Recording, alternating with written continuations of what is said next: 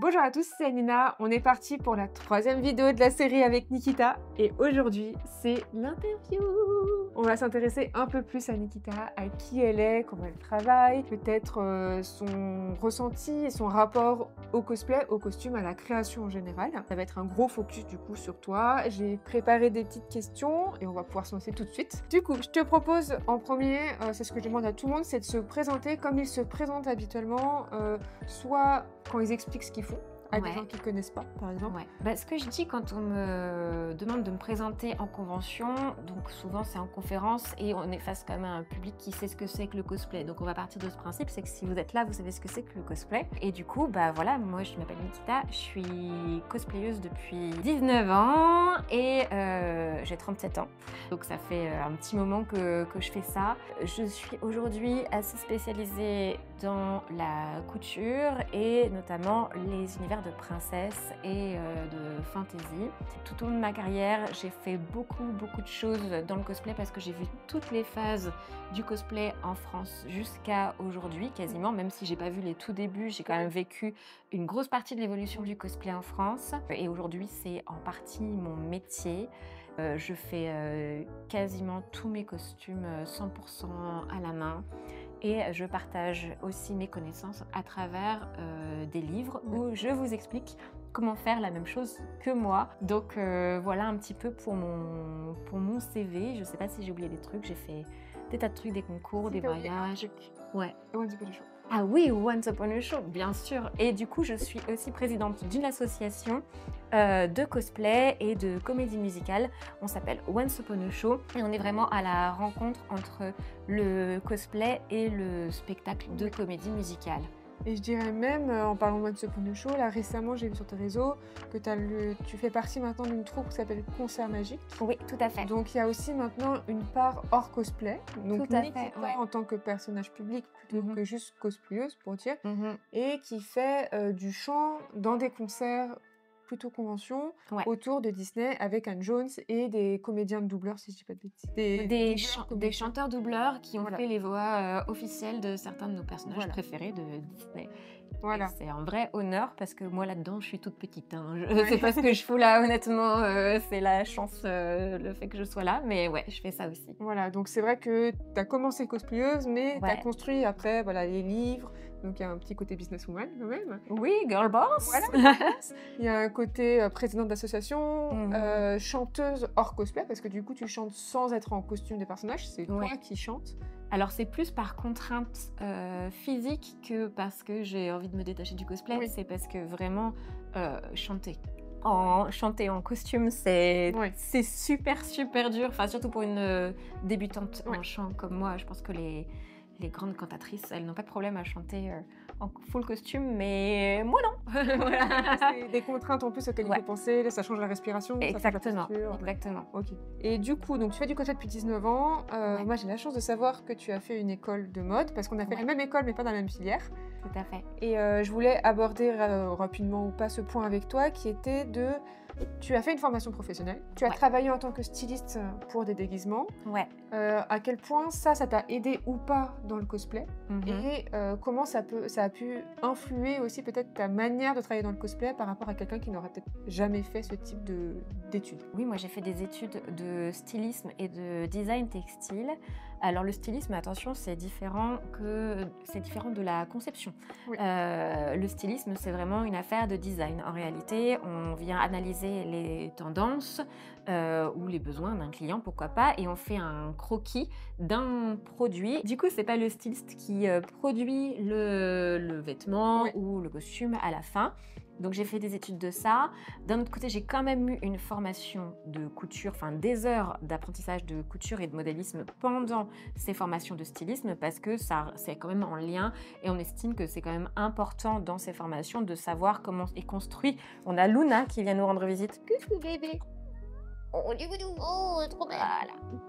Et du coup, on estime que c'est important pour un ou une styliste de savoir comment il confectionnait le vêtement. Donc, j'avais quand même des heures d'apprentissage de couture et de modélisme. Mais après, la formation, elle est quand même assez légère sur ce point. Enfin, légère. On s'entend, j'avais, je sais plus, entre 4 et 6 heures par semaine. Donc, c'est pas trop mal, mais c'est pas non plus 30 heures par semaine de faire que ça. Oui, mon chat. Au début, dans le cosplay, c'est cet aspect technique qui m'a donné une longueur d'avance. C'est-à-dire le fait d'avoir eu des cours de couture, ça m'a donné clairement des facilités par rapport à quelqu'un qui n'a aucune information, qui part de rien.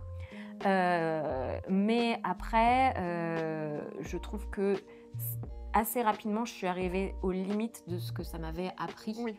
Parce qu'on apprend des bases de prêt-à-porter, à faire une chemise, à faire une jupe, comme ci, comme ça. Ça aide à être minutieux, mais c'est pas en stylisme qu'on chat. Tu es brillante. Mais oui, tu as envie de causer. C'est pas en stylisme qu'on apprend à faire un corset, une jupe de princesse, une armure. Mais oui, viens. Oui, tu es la star de cette vidéo, on le sait, Luna. Bah, elle est contente. Bientôt, elle va baver, je préviens. Oui. Elle bave quand elle est contente. Mais du coup, ça t'a quand même, au début, je pense, simplifié l'entrée dans le cosplay parce que t'avais les bons réflexes. En fait, je pense que c'est ça aussi, c'est que t'as les bons réflexes, peut-être la bonne manière de réfléchir dès le début aux choses. Ouais, exactement. Ça permet de te libérer l'esprit sur d'autres points. D'autres points, exactement. C'est-à-dire que ça met un pied à l'étrier. Ça ne veut pas dire qu'on sait monter le cheval, mais en fait, ça donne juste une base sur laquelle s'appuyer pour démarrer. Et c'est un atout, ça c'est clair, mais après de toute façon il y a énormément de choses que j'ai appris soit sur le tas, soit on l'a évoqué dans une autre vidéo, mais ma grand-mère était couturière en haute couture pour le coup. Elle m'a appris quelques bases techniques, j'ai beaucoup cousu avec elle dans son atelier, ça m'a appris aussi beaucoup de choses. Donc ça a influé au début sur la facilité technique et effectivement une façon d'apprendre les techniques de couture et d'être rigoureux dans la façon d'exécuter les costumes. Tout le monde me disait « Oh là là, c'est tellement propre, il n'y a pas un fil qui dépasse ». Et moi j'étais là « Oui, c'est normal, normalement il n'y a pas de fil qui dépasse. Ça c'est le principe de la couture, c'est que c'est censé être… Mais parce que tu as eu cette formation-là et que tu le sais, tu as eu cet œil aussi habitué. Parce que moi, mon œil, j'ai mis du temps à l'habituer à la finition, au détail, et j'ai eu des déclics à des moments, tu vois. Mais comme personne dans ma famille n'est couturier, moi, c'est vraiment… tu sais, j'ai eu des arrière-grands-parents qui étaient vendeurs de tissus, tu vois, en Bretagne, mais ça n'a rien à voir avec la couture de vendre du tissu. C'est une sensibilité, mais c'est pas technique. Tu vois, ils étaient déjà décédés quand je suis née, ou peut-être quand j'avais 1 ou 2 ans, tu vois, je m'en souviens plus du tout. Mais du coup, moi, j'ai jamais eu l'œil habitué à ces types de finition, et c'est arrivé sur le tard, à force de regarder en détail, machin, et encore parce que je m'y suis intéressée. Donc oui, la formation professionnelle, ça t'a quand même au début apporté quand même un soutien. Un soutien technique, et en fait… au final, au départ, comme tout le monde à l'époque, je faisais des cosplays très rigoureux en termes d'image de ref. Et après, cette formation de styliste, ça m'a aussi à un moment permis de venir apporter cet œil de designer dans mes cosplays. Ça t'a permis en fait justement d'enfin un peu évoluer de cette mentalité qu'on a eu très longtemps dans le cosplay, de devoir avoir le même design, il fallait le même trait au même endroit que sur le dessin. Moi j'ai toujours trouvé ça très lourd, très enfermant. Et ça allait avec l'époque, parce qu'à l'époque, une des seules façons qu'on avait de montrer notre cosplay, c'était pendant les concours. Et du coup, forcément, en concours, quand on voulait obtenir un prix, quoi, et c'est sûr qu'on n'y allait pas pour faire des goulettes. Hein. Normalement, quand on s'inscrit à un concours, on a quand même envie de se challenger, de se dire, ok, si j'y vais, c'est quand même pour essayer… C'est normal, on y va. C'est l'esprit de la compétition, il faut que ce soit sain, c'est-à-dire que c'est pas l'envie, ça n'a jamais été pour moi l'envie d'écraser les autres ou que sais-je. C'est pas être mieux que les autres, c'est être mieux que moi. Que moi-même, exactement. C'est se lancer un défi à soi-même, et quand on va en concours, on a envie de se dire, j'ai mes chances. L'exception, c'est les gens qui veulent une belle scène et qui se disent, je veux faire quelque chose sur scène, et c'est pour ça que faire de plus en plus des concours prestat, je trouve que ça correspondrait à ces gens-là.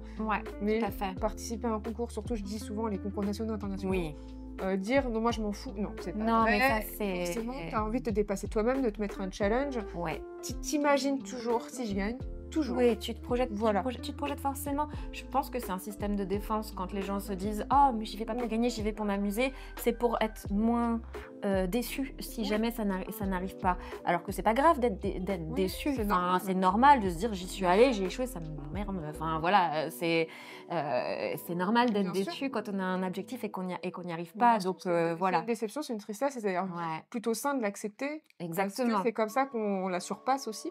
Tout à fait. Mais du coup, c'est vrai que en fait, dans les concours, la fidélité à l'image de référence a toujours été, surtout en France, extrêmement importante. À l'époque, en plus, c'était vraiment la moitié des points quasi. Enfin, c'était énorme. Un énorme critère. C'est-à-dire que c'était plus important quasiment que la complexité. Exactement. Il y avait vraiment Mais une importance. au point qu'il y a eu des débats là-dessus, parce que je me souviens qu'il y a eu des tonnes de gros concours où le débat était lancé de dire bah oui, c'est hyper fidèle au fil près, et puis bah oui, mais du coup c'est quand même plus simple quand c'est un design comme celui-ci d'être fidèle à 100% par rapport à des trucs disproportionnés de jeux vidéo, de trucs. Bah, c'est normal, la difficulté. Et c'est là que, au fur et à mesure, les critères ont évolué pour se complexifier et rajouter le critère de difficulté pour qu'il n'y ait pas seulement la fidélité à l'image de rêve et l'exécution qui soit pris en compte, parce que forcément, quelqu'un qui arrivait avec, mettons, un uniforme scolaire ou un kimono, on arrivait facilement à 100% des points, alors que la base est assez facile. Et puis, c'est assez... je trouve ça assez subjectif, la fidélité à l'image de référence, parce que c'est un dessin 2D ou 3D, mais c'est pas des vraies textures. Moi, j'ai déjà eu des débats en tant que jury avec des gens qui me disent non, c'est pas la bonne matière par rapport à l'image de référence, mais qu'est-ce que t'en sais, c'est un dessin 2D. Ouais. Enfin, mais c'est d'ailleurs c'est une interprétation du reflet, et tu peux pas... c'est d'ailleurs pour ça que dans des gros concours, on a souvent eu en tête de podium des costumes live action. Oui.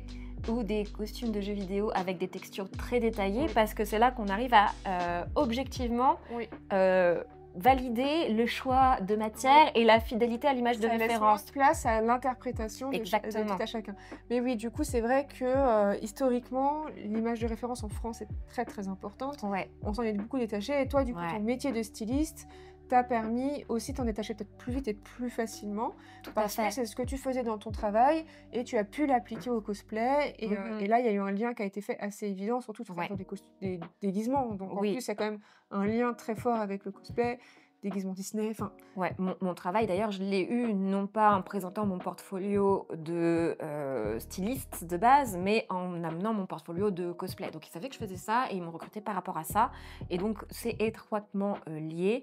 Et c'est vrai que même parfois je jouais dans la limite, même en concours, sur des images justement en 2D, sur le fait de pouvoir apporter une petite touche personnelle. Mais il faut s'imaginer, à l'époque, on parlait de touche personnelle quand on rajoutait un galon avec un petit peu de relief sur le bord d'une robe ou sur un passepoil. Juste prendre de la laine.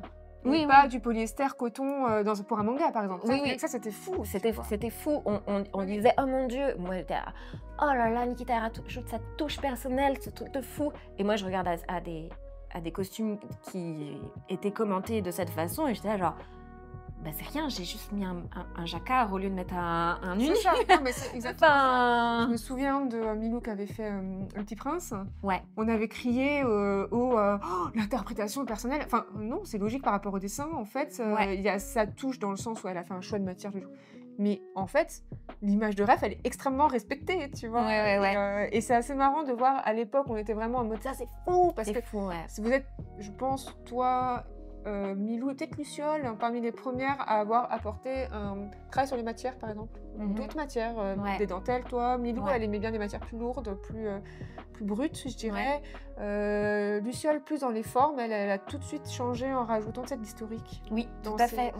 Et vous êtes parmi les premières, et c'est vrai que tout le monde était un peu en mode « Waouh, attends, c'est fou !» Alors qu'aujourd'hui, ça, tout le monde sera en mode « Oui, bah voilà. » C'est pas si exceptionnel, parce qu'aujourd'hui, on a habitué notre regard aussi à moins respecter cette image de référence. Tout à fait. Et du coup, le stylisme, là, il est venu jouer à ce moment-là, quand on a réussi à prendre un peu plus le tournant de se dire, même en cosplay, on peut s'autoriser une forme d'interprétation, même en concours parfois, même sur des images de référence en 2D.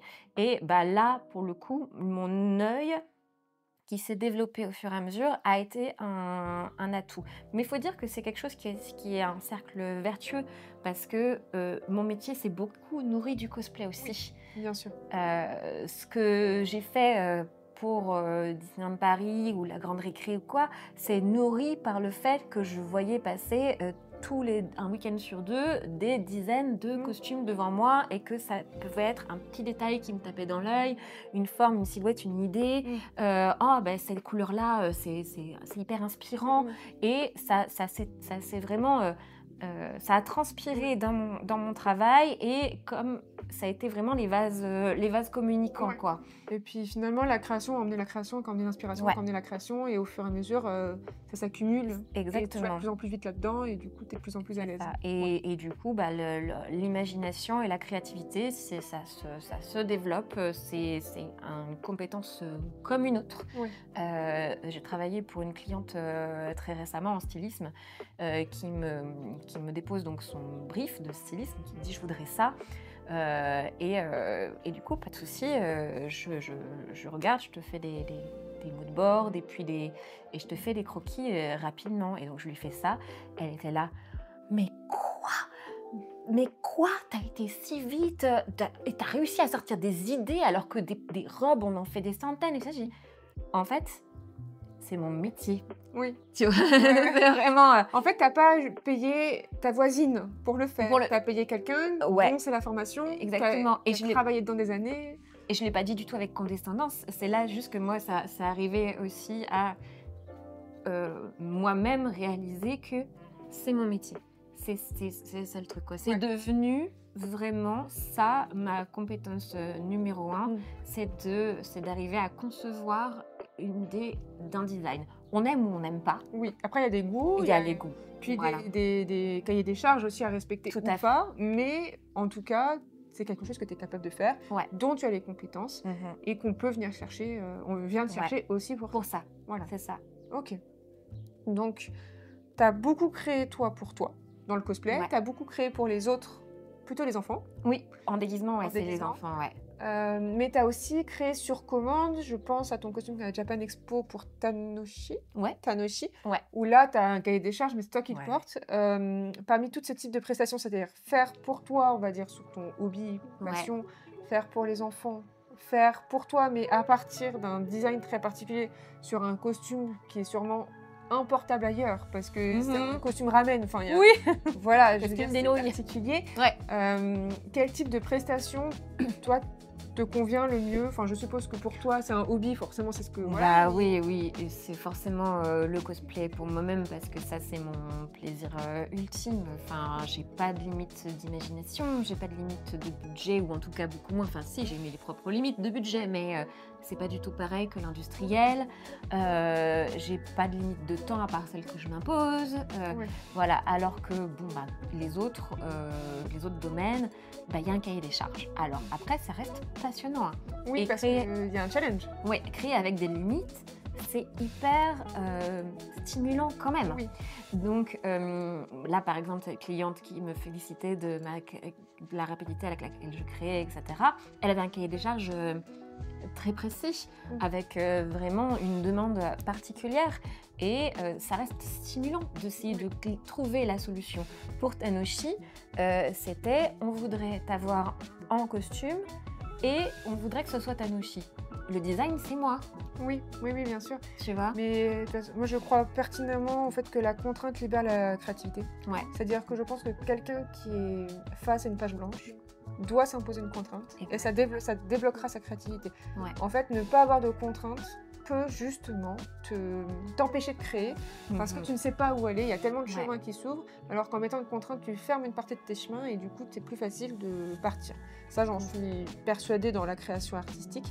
Et du coup, si on envisageait par exemple que tu fasses des costumes, donc budget comme tu veux, design comme tu veux, temps que tu veux, mais où tu ne les porterais pas, est-ce que tu prendrais autant de plaisir à créer le vêtement, mais par contre sur un autre modèle, ou est-ce que le fait de toi incarner le personnage, ça reste quelque chose qui est très fort pour toi dans le cosplay.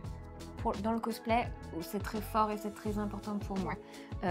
Déjà, je ne rentrerai pas dans les complexités du travail de commission. Oui.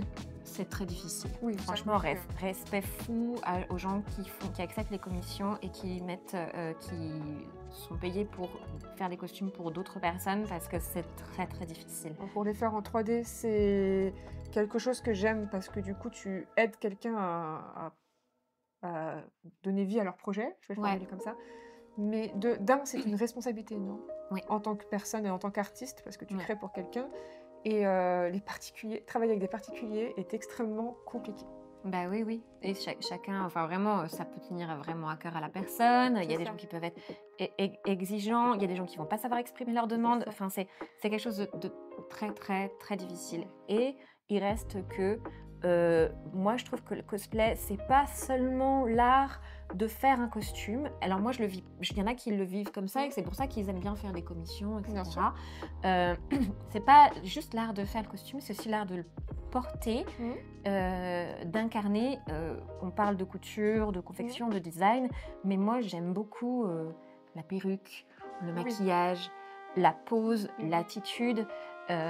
J'aime aussi tout récemment réfléchir vocalement, enfin voilà, sur plein de choses. Tu fais du doublage, tu fais de la chanson. Du coup, tu as vraiment gardé ce plaisir en fait initial d'incarner le personnage et tu le développes en plus maintenant dans la voix, c'est ce que tu me disais.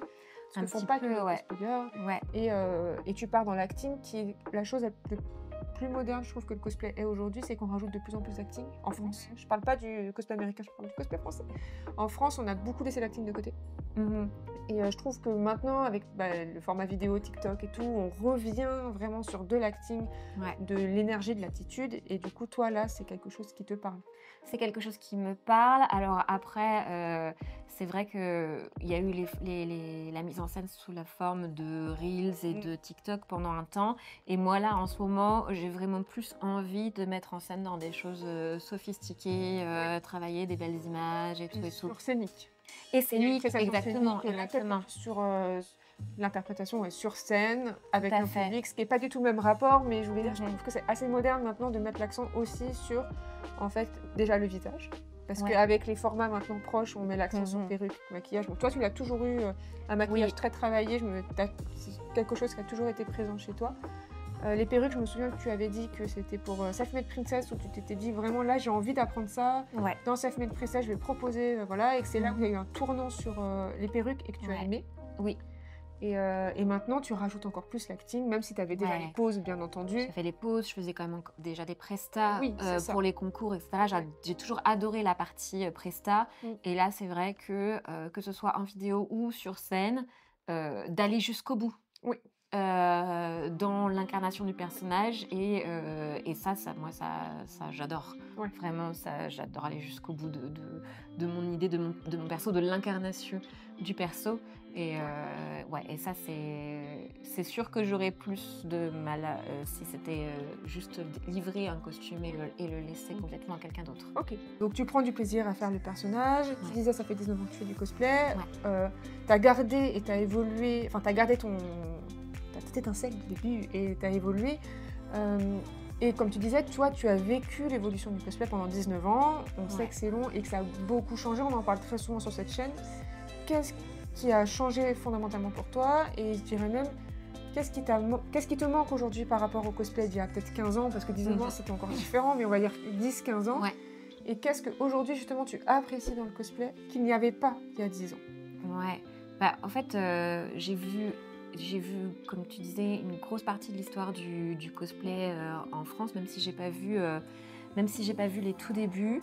Moi, là, ce que je trouve génial aujourd'hui, c'est qu'il y a de l'information qui est hyper accessible à tout le monde. Les gens peuvent apprendre énormément de choses en ligne. On a une forme de... on peut partager son cosplay très facilement. On allume TikTok, on allume Instagram, on fait des reels, on fait des petits contenus comme ça. Ça, c'est vraiment topissime. La scène, aujourd'hui aussi, on a quand même réussi à faire sortir le cosplay du concours. Oui, c'est bien. Et honnêtement, des concours, j'en ai fait beaucoup et c'était génial. Mais ça fait du bien aussi d'avoir d'autres façons plus de le vivre. légèreté. Ouais. C'est vrai on parlait tout à l'heure des images de référence des concours, on n'a pas forcément précisé. Il y a 15 ans, très sincèrement, la scène cosplay était principalement des concours. À Oui. 80%, et 20% des cosplayers, on va dire, casus, on les appelait. Ouais. Enfin, c'était même un peu réducteur de ne pas faire de concours. Il y avait un peu une hiérarchie. C'était le cosplay libre. C'est ça, cosplay libre. Et du coup, le cosplay libre, il n'y avait pas de vraie rencontre avec l'artiste. C'est ça. C'était... Il y avait une vraie hiérarchie tacite. Ouais. On n'en parlait pas, mais il y avait une sorte de méprise un peu du cosplay libre, de gens qui ne faisaient que ça, Oui, oui. tu vois. Et heureusement, c'est parti, mais Ouais. c'est vrai que là, maintenant, on peut faire des concours. Il y a plein de types de concours plus ou moins sérieux, donc ça aussi, c'est bien. Ouais. Et comme tu dis, on peut vraiment profiter du cosplay de plein de manières, ce qui n'était pas forcément le cas il y a 15 ans. Ouais, tout à fait. Franchement, maintenant, l'information est très accessible. On peut partager son cosplay de 1000 façons. Enfin, il y a des minorités qui n'osaient pas montrer le bout de leur nez, qui aujourd'hui se sentent libres de plus en plus de participer à la communauté, et ça fait du bien. Moi, l'inclusivité de mieux en mieux, c'est encore compliqué. C'est pas parfait, mais beaucoup mieux que ce que ça a été pour tout le monde, quoi. Enfin, donc, il y a une plus grande tolérance sur tout, donc ça, c'est top. Vraiment, la petite chose sur laquelle j'ai eu une pointe de nostalgie, c'est quand le temps était plus lent. Ah ouais, là c'est la fast life. Hein. Exactement. Là, les réseaux ont changé le rythme de création. Exactement. Et pour les anciens, je pense que c'est très douloureux. Ouais. Et je suis d'accord avec ça. Franchement, de voir... là, c'est vraiment une pression qu'on peut se mettre par rapport justement à des générations qui ont beaucoup de facilité à sortir un costume, acheter un costume, se commander une perruque et se mettre devant une caméra pour filmer 7 ou 8 TikTok d'affilée et produire énormément de contenu. Quand je vois que moi j'ai commencé Elsa en décembre et que je suis encore dessus et que du coup en termes de production de contenu sur ce sujet-là en particulier, je suis là, oh, mon Dieu, je poste rien sur les réseaux, c'est un scandale, mon Dieu, je vais disparaître des réseaux. Et il faut se dire que c'est important pour des professionnels. C'est pas important pour tout le monde, mais pour des gens qui en font... Pour les personnes dont c'est une principale source de revenus. Voilà. Et parce que moi j'ai toujours ce discours, les gens ne comprennent pas dans ma communauté. Si tu ne postes pas, oui, les gens t'oublient. Voilà, il y en a 5 qui t'oublient pas. On vous aime tous les 5. Vraiment merci. Mais si tu ne postes pas, on t'oublie. La preuve en est, citez-moi tous les gens que vous suiviez il y a 3 ans. Vous ne pouvez pas. Vous vous souvenez que de ceux qui sont encore actifs aujourd'hui ou qui vous ont marqué, mais vraiment à un point où vous vous en souvenez. Ouais. Et ça, les gens ne s'en rendent pas compte que la vitesse des réseaux est vraiment... vertigineuse, je vais le dire comme ça. C'est terrifiant, ouais. En tout cas, pour notre génération, pour ma génération, c'est ultra dur de suivre. Mais nous, on n'a pas grandi avec Instagram, on n'a pas grandi avec TikTok, on n'a pas grandi avec Snapchat. Et du coup, on n'est pas habitué à ce rythme de production. Et c'est dur de s'y mettre. Et même au-delà de ça, tu me diras ce que tu en penses, mais moi, je trouve que c'est pas sain de s'y mettre. Enfin, je pense que même pour les jeunes, c'est pas sain d'avoir un rythme aussi effréné, mais en même temps, ils n'ont pas le choix. Donc, tu vois, il y a un côté... En tout cas, sans système de soutien dans l'entourage, c'est un rythme qui est très difficile. Et je dirais même, si vous n'avez pas l'ambition d'en faire votre carrière, n'essayez pas, vous allez vous ruiner la santé mentale. Un rythme comme celui-ci, il doit être accompagné d'une stratégie de carrière ou quelque chose, en tout cas d'un vrai souhait d'en produire quelque chose. Sinon, les réseaux servent à ça en fait. Bien sûr, ça sert à partager son art avec des followers, des gens avec qui on a envie de partager, bien sûr. Mais aujourd'hui, c'est pour les gens qui doivent produire à ce rythme-là, c'est censé être un outil pour communiquer avec les gens, pour faire parler de son travail et pour du coup rentrer aussi en contact avec des professionnels et être remarqué par des professionnels qui, eux, vont réussir à rémunérer notre présence sur les réseaux. Et du coup, bah oui, là pour le coup, moi je trouve que c'est vertigineux. J'essaie de pas me mettre la pression et de toujours privilégier une forme de qualité par rapport à une grande quantité. Je préfère ne pas poster quelque chose de moyennement abouti et d'attendre d'avoir quelque chose de très abouti pour poster, voire je préfère aussi ne pas m'attraquer, c'est-à-dire que je sais que si j'ai du contenu, que j'ai beaucoup de contenu sur le même costume, et ben je vais espacer. Ouais, moi je fonctionne à l'opposé de toi, c'est très drôle. Ah ouais? Ouais. Donc toi t'espaces et tu... Je distille un petit peu, juste parce que par peur de lasser les gens avec le même type de contenu, on a fait un shoot fabuleux à Carnac avec on a fait des tas de photos magnifiques. Et je me dis, ok, j'ai fait quelques contenus là-dessus, je vais attendre un petit peu avant de remettre un petit coup de ça. Ouais. Moi je l'ai réfléchi à l'opposé. Pour deux raisons. En fait, le perfectionnisme dont tu parles, finalement, c'est une forme de perfectionnisme. Je trouve que ça bloque dans la création de contenu et que déjà, tu habitues du coup les gens à un niveau de perfectionnisme, ce qui peut mettre une pression parce que du coup, tu n'oses plus poster si c'est pas exactement à ce niveau-là, voire plus. Et du coup, elle est où l'escalade? Et là, je trouve que ça devient dangereux. Moi, c'est quelque chose auquel j'ai toujours fait attention. C'est aussi pour ça que je ne me maquille pas au quotidien, par exemple. C'est le même rapport. C'est si je m'habitue à une version de moi, la version un peu démaquillée, sans filtre beauté, sans machin, je l'aime moins et du coup, je m'accepte moins.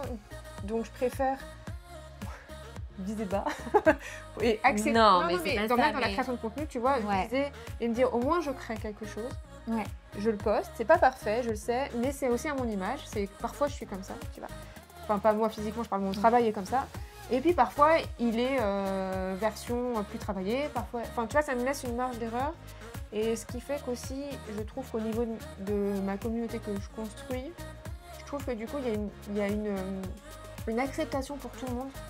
Que ce soit de l'échec, que ce soit de juste créer pour créer, tu vois. Enfin, c'est aussi Mais ça, c'est parce que je suis très dure avec moi-même et ça me force aussi à essayer de baisser un peu mes attentes. Des exigences envers toi-même. C'est ça. Et quand tu parlais de distiller, avant j'étais pareil. Et en fait, je trouve qu'aujourd'hui, les gens, ça les rassure d'avoir un peu tout le temps le même type de contenu. Et du coup, ça les met dans une hype d'un costume, par exemple, quand tu postes tout le temps dessus, tu vois. Et du coup, avoir une petite... Tu sais, ils parlent dark, je sais pas, enfin, tu suis peut-être, je sais pas si tu suis beaucoup de stream ou quoi que ce soit, mais par exemple, en stream, quelqu'un qui va poncer un jeu pendant un mois, on va dire que c'est l'arc de tel jeu, tu vois, genre, imagine même à Elden Ring, je fais le Elden Ring pendant un mois, on va parler de l'arc Elden Ring d'Anina, tu vois, il y a ce côté-là, du coup, en cosplay, c'est un peu pareil, l'arc Elsa, tu vois, parce que tu as présenté Elsa. Ouais, mais c'est vrai qu'il faut que je me mette dans un autre état d'esprit, accepter que je peux poster à répétition le même personnage, etc. Et le perfectionnisme que j'ai, il est notamment sur le réseau qui est le plus établi depuis longtemps, qui est Instagram. Parce que du coup, là, l'image, elle est polie, elle est poussée, enfin, tu vois ce que je veux dire? En fait, c'est une image de marque. On le dit souvent. Toi, tu n'es pas... c'est pas un réseau social où tu partages avec des amis et de la famille. C'est ta marque, Nikita Cosplay. C'est ta marque de costume, ton image de marque auprès des éditeurs ou des conventions, etc., de livres.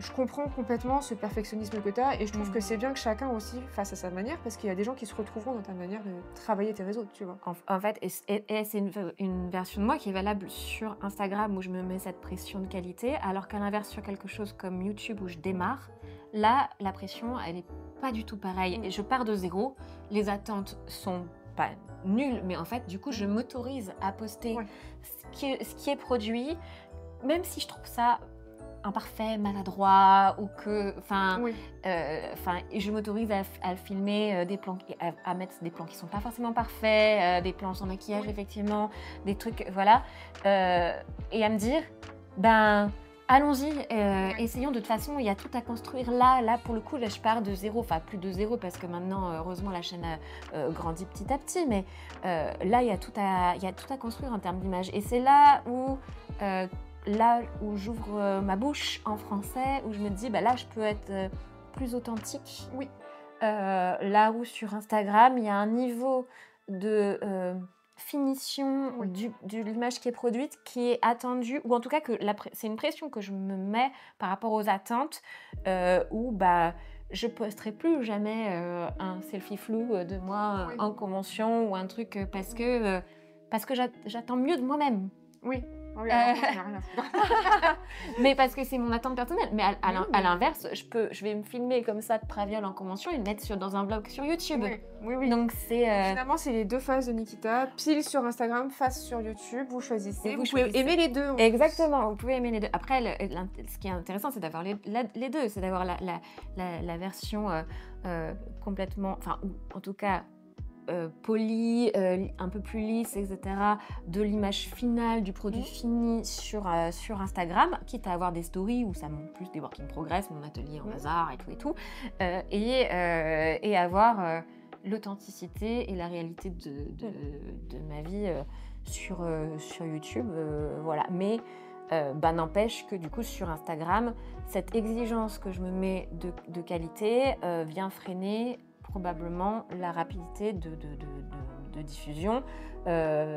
Et après, j'ai aussi des angoisses personnelles quant à la diffusion de certains trucs qui sont en cours ou des choses, voilà, est-ce que je vais réussir à les sortir à temps? Oui, teaser, mais si ça sort pas. Mais si ça sort pas, teaser, mais découvrir qu'en fait, du coup, il y a quelqu'un qui se rush pour le faire en même temps. Enfin, je sais pas si tu comprends ce moment-là, mais ça me crée des... En fait, je comprends parce que j'ai beaucoup senti ça, et même encore aujourd'hui, je le ressens.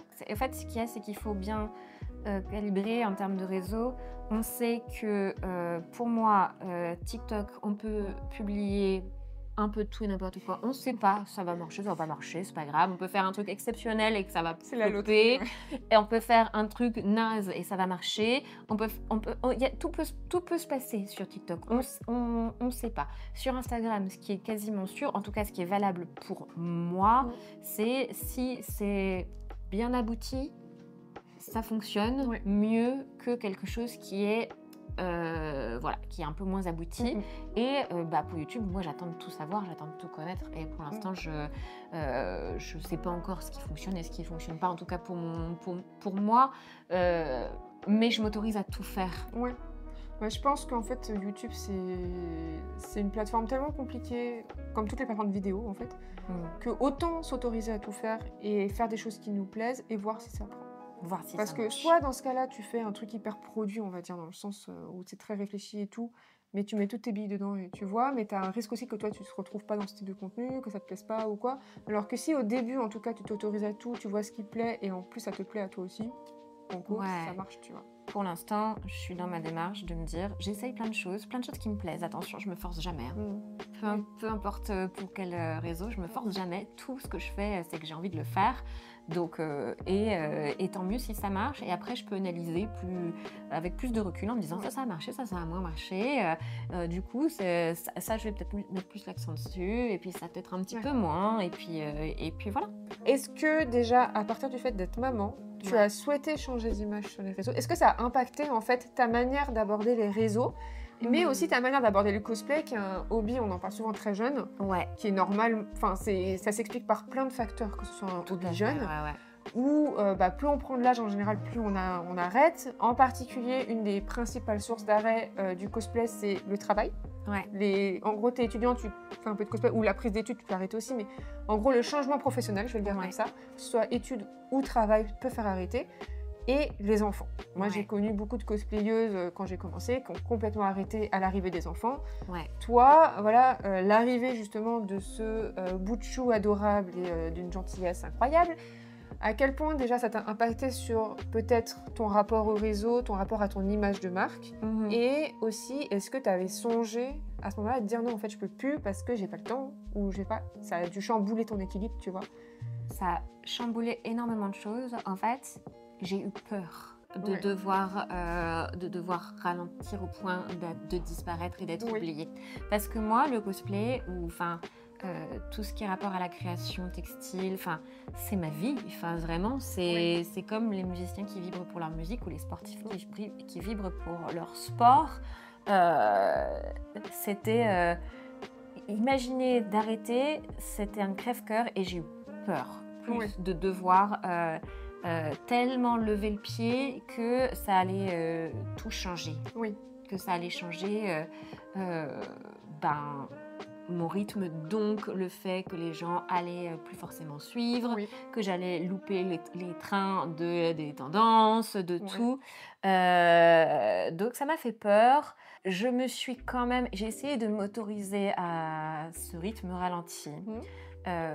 L'année où mon petit bout de chou est né, je pense je faisais jusqu'à avant entre 8 et 10 costumes par an et on est passé, je crois, à 4 ou 5. Oui, diminué par 2, quoi. Voilà, donc et sachant que les premiers mois après sa naissance, ça a été extrêmement difficile parce que il était glué à moi et du coup, je l'aimais d'amour, mais je n'avais plus le temps d'être moi-même, ne serait-ce qu'une minute. Et du coup, je me souviens avoir appelé Lily et Nadia à la rescousse en mode écoutez, les meufs, je suis à ça de terminer Hera d'Hercule, la maman d'Hercule. Mais j'ai besoin soit qu'on m'aide à le finir, soit que l'une de vous s'occupe du petit le temps que je le finisse parce que je n'en peux plus. Ça fait 3 mois que j'ai commencé. Oui. C'est une robe simple, j'en peux plus. Il faut que j'arrive au bout, Oui. j'ai besoin d'aide. Et on a pu du coup ensemble, grâce aux filles, aller jusqu'au bout de ce projet, shooter, etc., etc.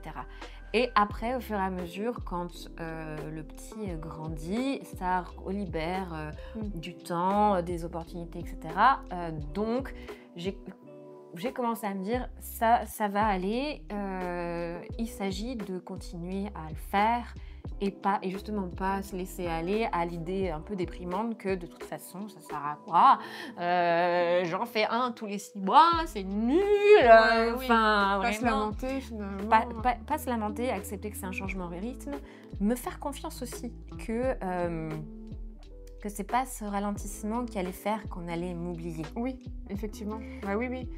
Puis en vrai, c'est pas parce que tu crées moins de choses que tu ne postes pas, par exemple. Aussi, il y a beaucoup de gens qui ont l'impression qu'il faut absolument créer un nouveau truc pour poster.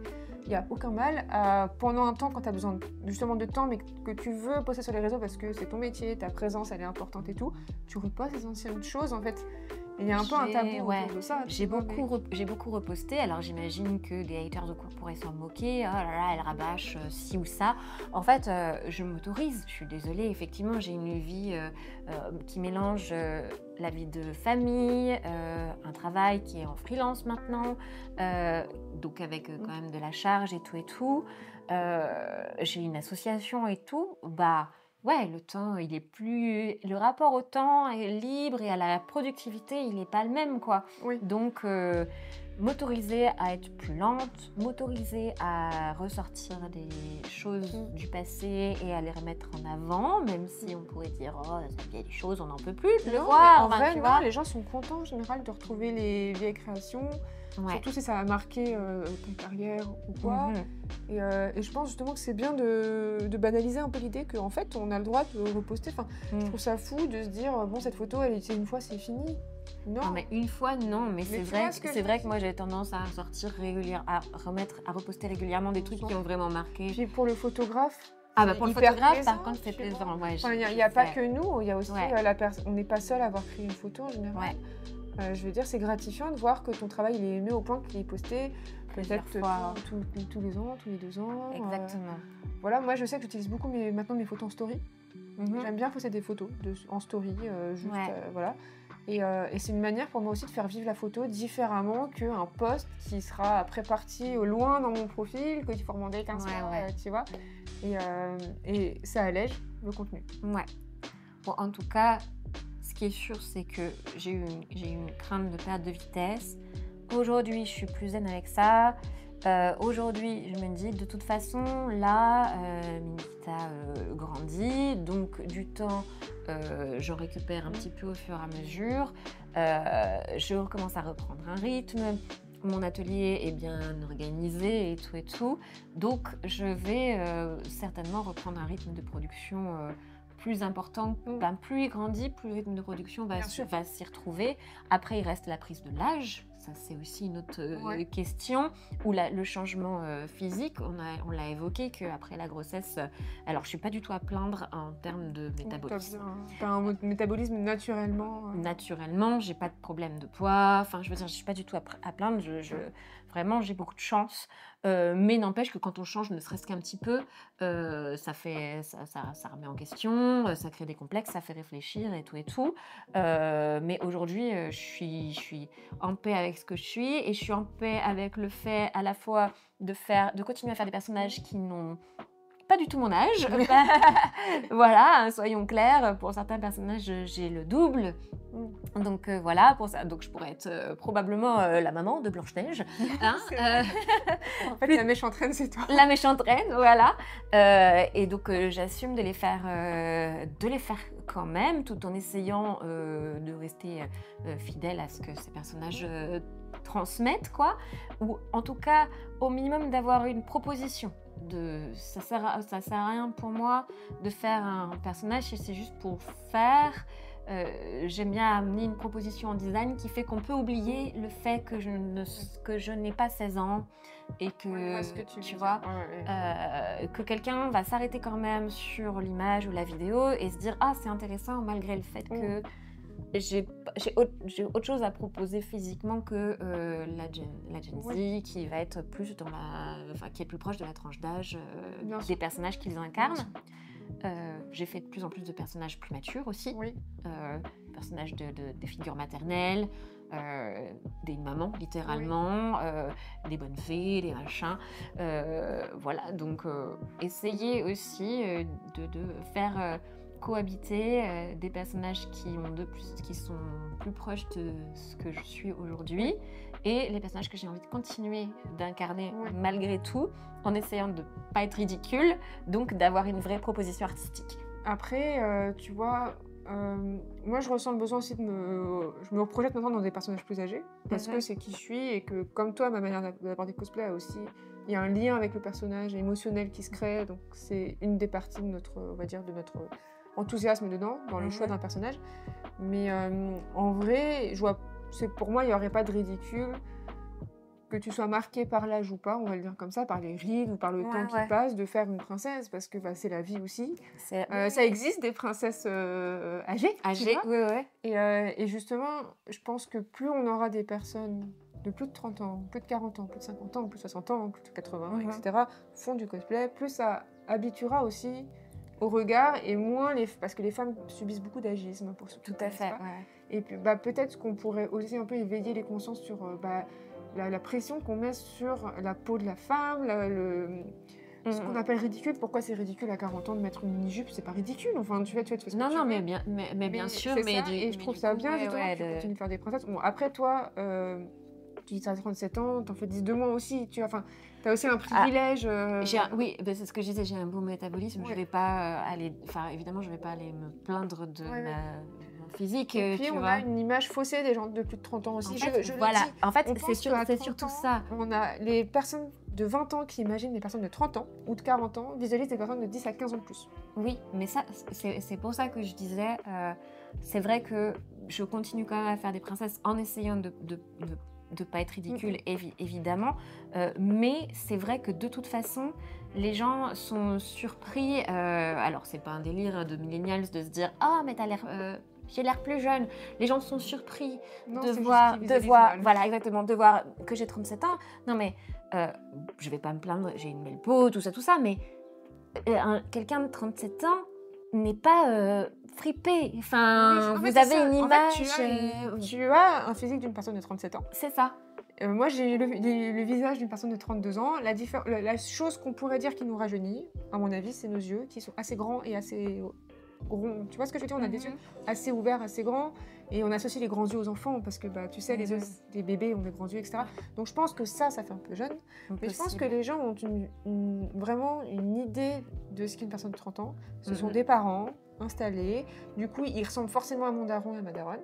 Il y a cette idée-là aussi, tu vois. Je pense vraiment que quand quelqu'un de 20 ans, parce que moi j'étais comme ça à 20 ans, quand tu imagines 30 ans, tu imagines quelqu'un de 45-50 ans. Oui. Les jeunes visualisent les personnes, comme tu dis, quarantenaires, comme étant il y a un visuel qui va avec, C'est ça. ridé, enfin voilà, des cheveux blancs, si, ben, en fait, pas forcément, Pas quoi, forcément, pas ça forcément. peut Et ça arriver. peut, moi j'ai énormément de cheveux blancs, mais je me teins les cheveux, voilà, parce que effectivement j'en ai énormément, mais honnêtement, enfin je veux dire, je connais plein de gens qui sont plus âgés que moi, qui n'en ont pas du tout, Et moi, je connais des gens plus jeunes que moi qui en ont, alors que moi, j'en ai pas un seul. Ouais, Moi, non, j'en ai mais pas vraiment. un. Par contre, j'ai pas beaucoup de cheveux. Bon, mais moi, je connais des femmes de 27 ans qui sont les cheveux gris. Ouais, En plus, c'est magnifique. c'est beau les cheveux Voilà, gris, hein. moi, je trouve ça très très beau. Pareil, j'ai beaucoup d'affect sur les rites d'expression, en particulier les rites d'expression de la joie. Tu vois, Ouais, les petites pattes les doigts pattes et tout. doigts, ouais. Ah, j'adore ça. Et justement, moi, j'aimerais bien, tu vois, que dans le cosplay, on en voit de plus en plus. Moi, je suis contente, on voit de plus en plus de mamans cosplay avec leurs enfants. Ouais. C'est ça, des ados qui traînent leurs parents un peu dedans et tout. Ouais, Je trouve ouais. ça trop bien.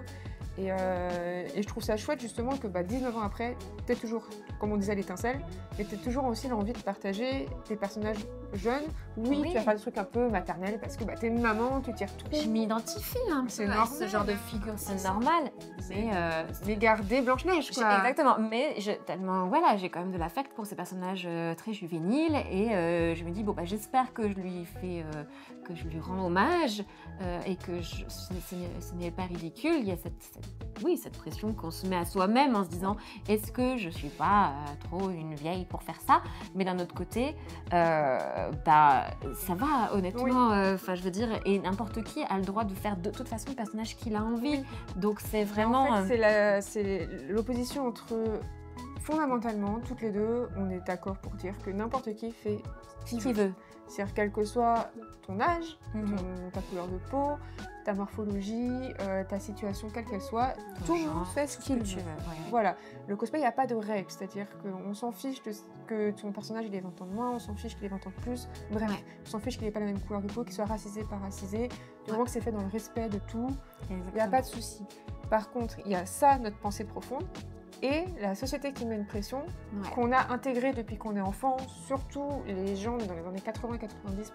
Il y a eu une pression dans les années 90 quand même sur les femmes. Enfin, nous, la représentation des femmes n'avait pas les réseaux en plus, tu vois. Donc, non, il y avait vraiment les très... publicités, C'était les magazines. Enfin, regarde les filles de Friends, quoi. Enfin, hyper musclées, très fines. Enfin, on avait une pression quand même visuelle sur les femmes.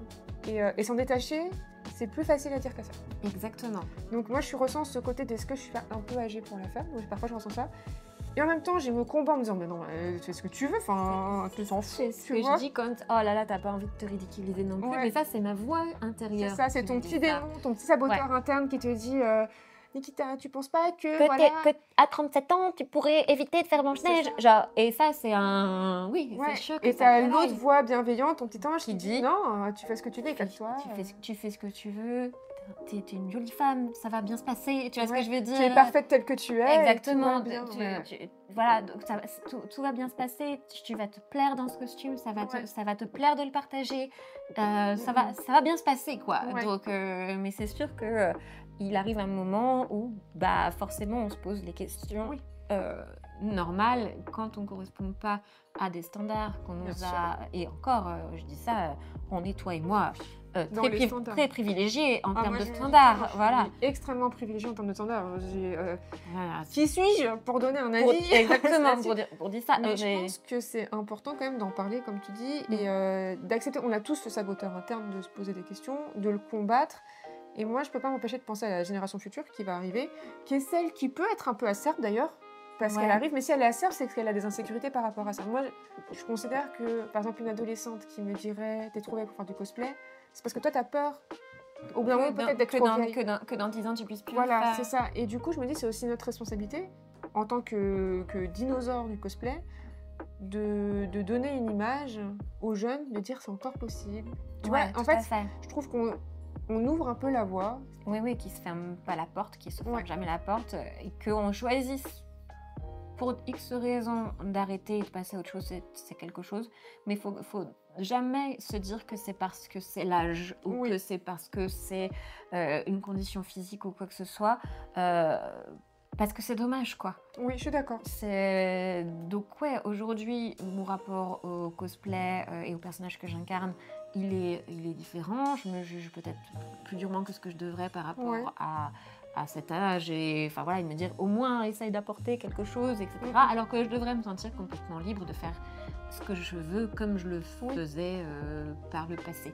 Mais bon, en tout cas, moi j'ai envie de continuer, j'ai encore envie de continuer longtemps et qui sait ce que l'avenir me réserve en termes de personnages que je vais incarner, quoi. Oui, bien sûr, ça se trouve demain tu fais, je sais pas, Pogno, et puis voilà quoi. Enfin, peut-être. Puis je trouve ça bien d'avoir, tu vois, la queen du cosplay français, Nikita, tu vois, qui aussi, tu combats aussi tes propres démons. Bien sûr. Par rapport à des pressions extérieures, tes pressions internes, parce qu'on a tous aussi nos propres pressions qu'on se met. Ouais. Et même toi, tu as peur de finalement pas être pertinente. Finalement, c'est un peu ça l'idée. Oui. Quand pour le ridicule, il y a un peu ce côté-là de est-ce que je suis pertinente? Est-ce que j'apporte quelque chose ou est-ce que je fais ça pour moi? Non pas qu'il y ait du mal à faire ça pour soi-même, mais c'est vrai que quand on s'expose publiquement et qu'on cherche à en faire un truc professionnel, qu'est-ce que j'apporte? Oui, oui, c'est ça. C'est ce que tu dis tout le temps. Les réseaux, il n'y a pas de pression. Tu fais ce que tu veux. À partir du moment où tu es professionnel, c'est pas le même rapport. Tout à fait. Tu dois être pertinent, tu dois être ce qu'on dit en anglais relevant. Donc c'est pas vraiment pertinent, il y a un truc en plus, je trouve, dans la notion de relevant. Oui. T'es pertinent, mais aussi t'es juste, enfin je sais pas comment dire, mais il y a une justesse en fait dans ce que tu apportes. Ouais. Et c'est compliqué ça. Et en parlant de génération, du coup, on disait t'as été une maman. Si dans 10 ans, ton fils se mettait au cosplay, toi en tant que doyenne, oui, pour le coup, encore plus. Voilà, qu'est-ce que tu lui dirais comme conseil pour le cosplay ou comment tu l'accompagnerais dedans? Parce que je pense que tu l'accompagnerais, je parle de ce principe-là. Comment tu l'accompagnerais dans ça? Je lui demanderais ce qu'il a envie de faire avant tout. Qu'est-ce que tu as envie? Est-ce que tu as envie d'apprendre la couture, d'apprendre le craft? Qu'est-ce qui t'intéresse dedans? Qu'est-ce que tu as envie d'incarner? Qu'est-ce que tu as envie d'apprendre? Voilà. Et ensuite l'accompagner dans cette démarche-là, qu'elle soit créative ou même si demain il me dit moi j'ai envie de m'acheter un costume et d'incarner un personnage, ok, du coup dis-moi ce que tu as envie, et on va chercher ensemble, on va regarder. Je pense que je serai dans l'accompagnement. Dans l'écoute même en fait. Dans l'écoute, ouais, tout à fait. De ce que lui il a envie de faire. Qu'est-ce que tu as envie? Et je vais t'accompagner là-dedans. Et à quel âge tu trouverais ça ok qu'il se lance dedans? Alors, il y a se lancer dedans et se lancer sur les réseaux. Se lancer dedans, honnêtement, il n'y a pas d'âge pour se déguiser. Oui, moi j'ai commencé à 4 ans, je conseille. Voilà, il n'y a pas d'âge pour se déguiser. Et le cosplay, même si certains prennent ça pour une insulte, c'est un dérivé du déguisement. Donc, c'est pas une insulte. C'est pas une insulte, je vois pas pourquoi c'est... Qu'est-ce qui est péjoratif dans le mot déguisement? Il n'y a rien de péjoratif. En fait, ce qui est péjoratif, c'est que les gens associent le mot déguisement à une forme de production de mauvaise qualité, cheap, etc. Alors qu'en fait, c'est juste que par ce que la société de consommation, etc., le déguisement est devenu un produit à un moment qui est devenu de basse qualité et jetable. Mais en réalité, le déguisement, le carnaval, que ce soit Venise, etc., ça existe depuis la nuit des temps. Et l'art de se déguiser, le déguisement, c'est quelque chose qui n'est pas du tout péjoratif. Donc en fait, il n'y a pas d'âge pour commencer à se déguiser, à se costumer. Après, se mettre en scène publiquement, moi je surveillerai toujours déjà ce que recommandent les restrictions sur les réseaux sociaux. Pas avant 13 ans. Pas avant 13 ans, exactement, avec une vraie explication sur ce qu'on peut montrer, ce qui représente des risques ou pas. Voilà, prendre un peu la mesure parce que les enfants à 13 ans, ils ne le savent pas forcément. Ils ne se rendent pas compte de tout ce que ça engage et tout ce que ça implique. Voilà, les implications. Les implications, c'est-à-dire que c'est pas du tout liberticide qu'un parent soit derrière pour dire ça tu peux le faire, ça tu peux pas trop le faire. Puis éduquer en fait aux médias finalement, et aux réseaux. Exactement. Donc on serait sur, il peut cosplayer demain, Bien sûr. à 3 ans. À 3 ans, il peut se mettre en costume, pas de Pour problème. les réseaux et que lui commence, on va dire, à se créer une image Ouais. de cosplayer. Je vais De le dire cosplayer, comme ça. ouais. Dans ce cas-là, ça pourrait déjà être à 13 ans, mais sous le couvert de la surveillance parentale parce qu'il faut faire attention et Exactement. je vais t'apprendre doucement à utiliser les réseaux pour que tu l'utilises Exactement. correctement. Exactement, avec parcimonie et aussi à protéger aussi sa santé mentale. Qu'est-ce que tu attends des réseaux qu'est-ce que, enfin voilà, la dépendance au fait voilà, d'avoir la dopamine, Tout ce que ça engage tout ce derrière. que ça engage aussi derrière, non seulement les risques par rapport à d'éventuelles choses dangereuses, mais aussi le danger personnel qui est de s'exposer publiquement à un public qui n'est pas toujours bienveillant et qu'est-ce qu'on en attend en termes de récompense. Ouais. Et à quel point on s'investit et on ajoute de la valeur à ce qu'on est par rapport à ce que les réseaux rapportent en termes de rétribution dopamine. Non, parce que j'aborde le sujet parce que je sais que dans ma communauté, moi j'ai de plus en plus de mamans. Ouais, Parce que j'ai de plus en plus de gens de ma génération. Ouais, bien sûr. Et bon, moi j'ai pas d'enfants, j'en veux pas, mais ça veut pas dire qu'autour de moi c'est pas le cas. Et je pense que c'est un sujet dont on parle très peu, finalement, même que la grossesse, à quel point ça chamboule. Donc forcément, cette perte de vitesse dont tu parlais, cette impression de peut être pertinente, tout ça, ça joue parce que ça change ton corps. Donc c'est pour ça que ça m'intéressait d'aborder un peu ce point-là. Voilà, ouais. Et je voulais terminer sur une dernière question et après je te mets tranquille. Qui est une question que j'aime bien poser. Comment tu imagines le cosplay dans 5-10 ans? Genre, vers quoi? Ouais, c'est compliqué. Oh, bah, je sais pas.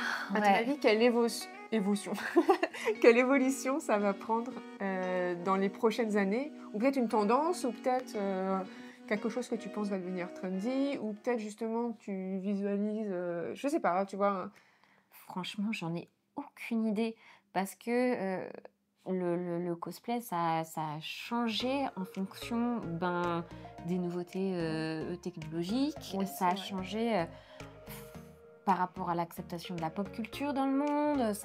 En fait, depuis mes débuts, moi, le cosplay, il a déjà vécu je ne sais combien de transformations, dont une partie qui était imprédictible, qui était le rapport à la technologie, l'arrivée de nouveaux matériaux, l'industrialisation de la production de costumes, la distribution des connaissances, évidemment, le rajeunissement de la communauté, les réseaux sociaux. Aujourd'hui, je sais pas du tout comment ça peut évoluer parce que les réseaux sociaux, on ne peut pas prédire déjà ce que ça va être plus tard. Aujourd'hui, c'est une évidence que ça fait partie de nos vies, mais ça n'existe. Enfin, moi, j'ai grandi sans réseaux sociaux. Oui. Ça veut dire qu'il y a un monde, il n'y a pas si longtemps que ça n'existait pas. Oui. Et c'était tout à fait bien. Et donc, je me dis, il y a peut-être une autre révolution qui nous attend au tournant, mais je ne sais pas laquelle. Oui, est-ce que l'évolution, c'est qu'il n'y a plus de réseaux? Est-ce que l'utilisation des réseaux va changer? Est-ce que c'est encore plus, toujours plus, toujours tout en direct? Je sais pas du tout, quoi. J'en ai aucune idée. Ça te fait peur un peu? Oui, ça me fait peur. D'un autre côté, il y a des choses qui ne changeront peut-être pas et jamais. C'est le plaisir que chaque individu trouve dans sa pratique, à savoir, quoi qu'il arrive, les tissus, ça existera toujours, les perruques aussi, le maquillage également. Vous pouvez toujours vous retrouver derrière votre machine à coudre à concevoir quelque chose qui vous plaît. La base, en fait, elle sera toujours là. Après, les fioritures, la manière de façon partager, de le vivre, exactement, ça sera différent. Mais la base, je l'espère, sera toujours là. On sera toujours en capacité de produire un costume chez soi, dans un coin de chambre, et d'aller faire des photos au parc, si c'est ça qu'on veut, tu vois. Et après, c'est juste qu'il faut voir comment la discipline évolue. Est-ce qu'elle va arriver sur des médias massifs encore, comme ça fut le cas pendant un temps à la télé, ou on ne sait pas. J'ai envie de dire, on verra. Et ça, c'est plutôt presque entre les mains d'une autre génération. Ce sera pour Nikita dans 10 ans. Peut-être. C'est lui qui nous donnera la réponse. Il nous expliquera les nouveaux mots. Ok, bah merci beaucoup pour cette interview, c'était méga intéressant. J'espère que ça t'a plu. Oui, c'était trop cool. C'est trop chouette de te découvrir dans un cadre un peu posé, un peu de discussion comme ça. Oui. Tiens, parce que je t'ai pas posé pour les costumes, mais je te pose la question, à ton avis, qui aurait des choses à raconter en interview? Pas forcément un copain, Ouais, tu vois, mais parce que j'allais dire, je vais te répondre Ça peut forcément. pas être la même personne que moi. Blondie, Il y a Blondie, parce que c'est mon meilleur ami, donc forcément, je suis en train de évidemment, je vais te le vendre en te disant, bah, forcément, il est passionnant en plus. Bah, du coup, il est à la frontière entre le cosplay et le drag maintenant. Oui. Donc ça. Et le théâtre, et comme je te disais, en plus, c'est quelqu'un que j'aime bien écouter. Voilà, en plus, voilà, tu me dis qui t'aimerais bien écouter en interview, bah voilà, c'est quelqu'un d'hyper intéressant à écouter.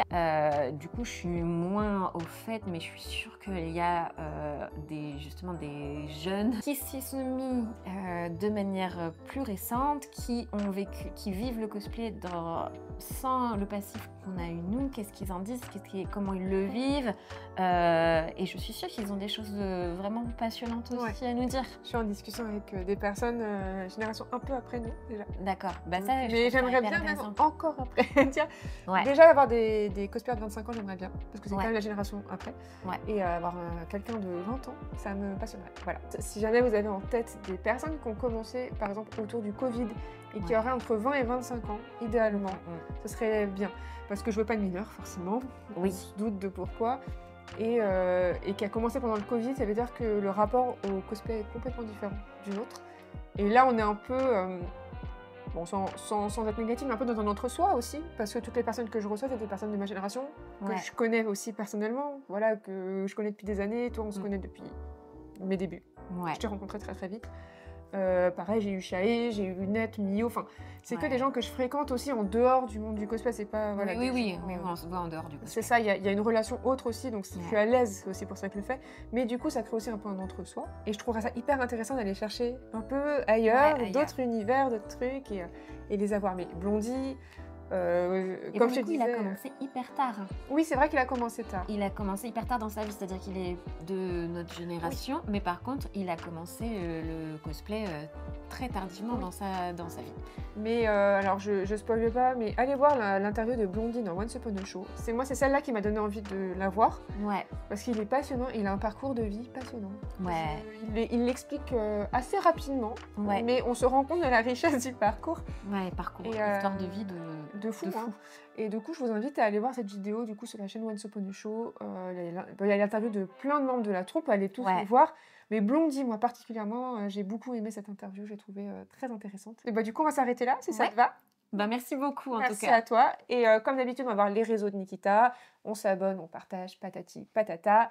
Merci à tous d'avoir suivi la vidéo. Si vous aussi, vous avez des noms que vous voulez voir en interview ou voir les ateliers ou voir les costumes, mettez en commentaire. Je pense que ça va être l'exception de faire les 3 à la suite avec toi. Parce que c'est quand même... T'as vu ça, on a pris la journée. Je suis là depuis midi. Et là, il est 20h ou 21h. Mais avec toi, je voulais vraiment faire les 3 parce que les 3 se mettaient bien. Mais n'hésitez pas à citer des noms juste pour un des 3, par exemple. Et ça sera très bien aussi. Voilà. On fait d'énormes bisous.